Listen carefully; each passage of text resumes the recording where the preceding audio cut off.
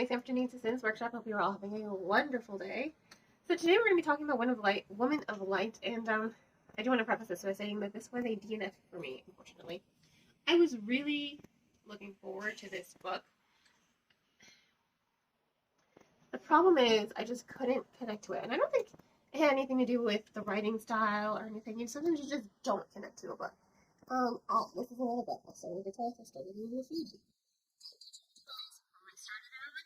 Oh, maybe I just have reader's fatigue, because, that's a thing. And I still couldn't connect to it. I feel really sad. Anytime I open a book on a DNF pile, I usually feel sad, disappointed, a little angry that I wasted time. I'm not angry in this case, I'm just a little sad because as a Hispanic woman who also has Native American roots, my great-grandmother, she was Native American from the Sioux region, and I really thought, given the premise of the story, I was going to connect to it more than I had, and I just couldn't connect. I knew the story was going to be non-linear. I knew that going into the story, and I had no problem reading non-linear stories. I actually quite like them. But I will agree that not all non-linear stories are created equal. Some are written better than others.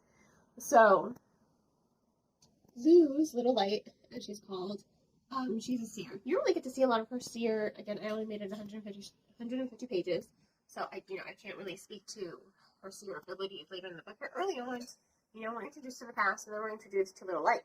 Now, the tagline from the book is, "A seer is born every generation to remember the stories," right? I'm paraphrasing, obviously.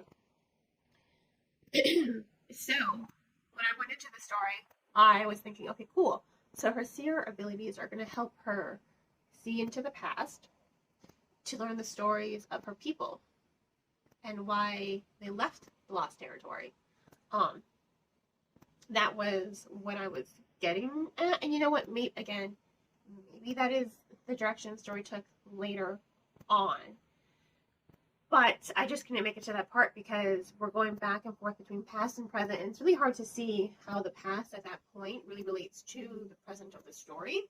It seemed like two separate stories completely, and I think maybe if they had balanced each other a little bit more, I would have connected, because I also wasn't really drawn in by the characters either. Little Light, I kind of wanted a little bit more passion. She was very just kind of there. She was just there. I didn't really feel a voice to her. I didn't feel any passion. She was very, I guess, apathetic is the word I'm looking for. And I wanted so much more from that. Maybe I'm just used to my family.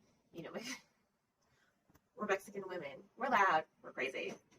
We are emotional. We are passionate. God, I feel so bad for my husband sometimes. But that's typically a stereotype, but in my case, as far as I've experienced growing up my entire life, it's a pretty true stereotype, just personally speaking. So I guess that's what I was looking for in this character.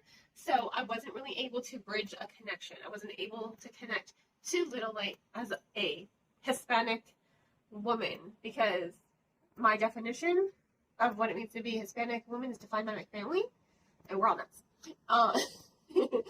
And she was very stoic and serious and apathetic, and I guess she was also a little broken too, just because of the circumstances of her life. So I get it, but I just wasn't able to connect to her.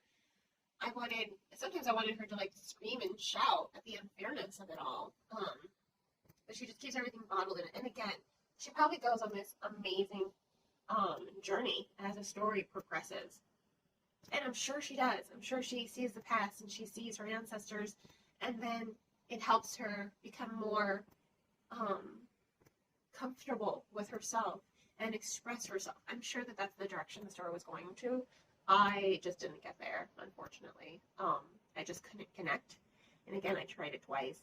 When I try a book twice and then I'm still just I'm not connecting to the story as much as I want to, as much as I'm trying. If I'm forcing myself to connect to a story or forcing myself to read a book, that's when I know it's, what?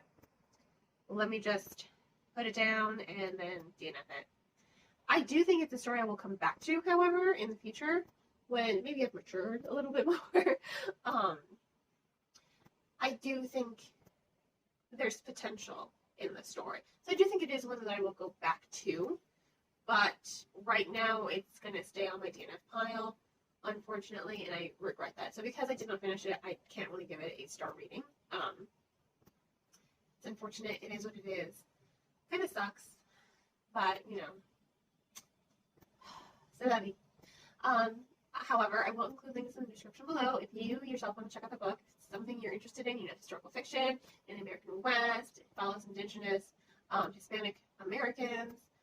I think there's a lot of potential with storytelling, and if you can read it to its completion, I think it is going to be something incredible. I could not connect to it as much as I wanted to.